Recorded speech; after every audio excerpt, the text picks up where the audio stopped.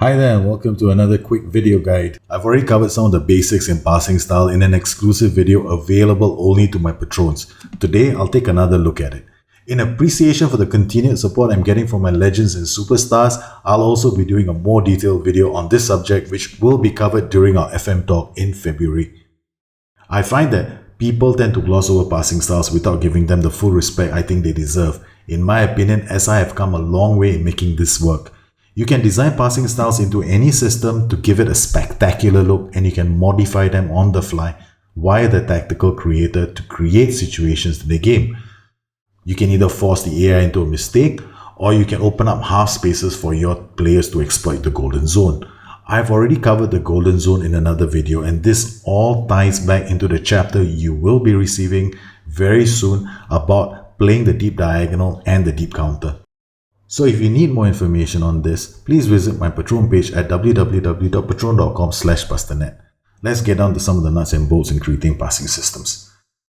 In my earlier video, I explained how direct passes are basically passes that penetrate oppositions. Now I'll explain how you embed them into your systems. Embedding them into a tactic is often overlooked. Most people choose the default choices that a tactical creator offers them and they just go off from there. As I've explained in the video, there are other ways of looking at this. When I design any system, there are three things that I will do to ensure my system works. It has to perform well in defensive transitions. I need to win the ball in the right areas in midfield. And we need to have options around my playmaker for them to play to. Passing is all about options. If you can't create the conditions for the pass, then you will have issues. I don't believe in random luck when I design my systems. It's all with a specific goal of unlocking targeted areas of the pitch. Passing styles allow me to do this. There are basically two ways you can get the ball. You either have the ball in your possession because you began the transition with it, or you could have intercepted the ball from the AI and broken up their transition. You need to think of how your team is going to look like in both cases when you have the ball. And this is something you start thinking about when you make your tactic for the first time. Here we have a 4-1-2-1 system. I plan to use a high block to force the AI into mistakes, and I will use these two central midfielders to close down very much. This will give me the high block I'm after. With other systems, I may opt for different players to perform the high block, or I could choose not to. Ideally, I want the high block because that's my preferred style of play. If you choose to do a low block, then you'll have to account for that in your system, and it's not an easy system to play. Either way, I need to have a playmaker somewhere. There are several options. If I were to win the ball in my half, the playmaker is obvious. It should be someone deep like a DM playing as a playmaker.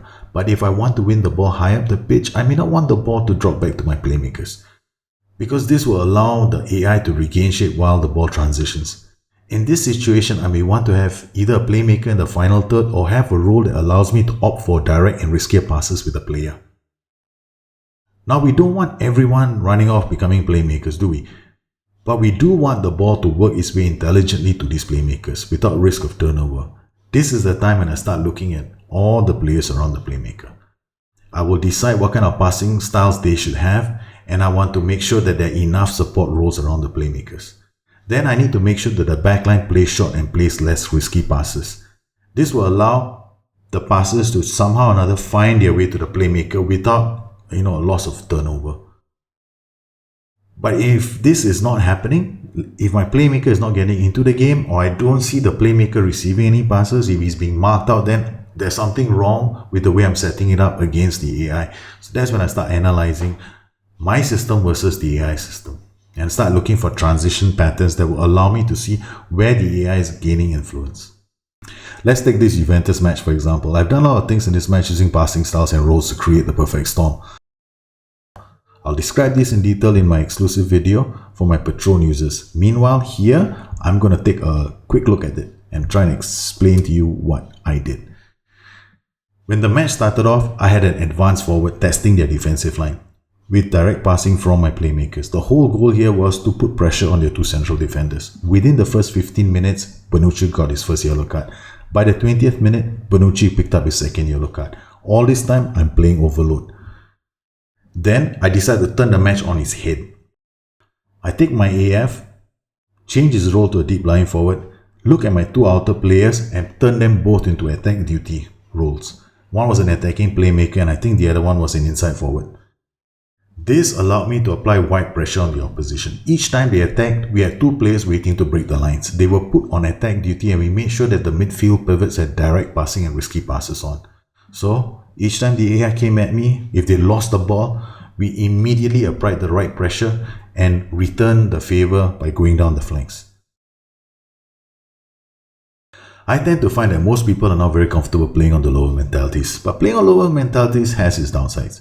You need to be able to switch things up when you need to. You know, if you are defensive, AI is defensive, it sits back, you sit back. By the time you get up there, all 11 men are looking at you, waiting to see whether you can break them down.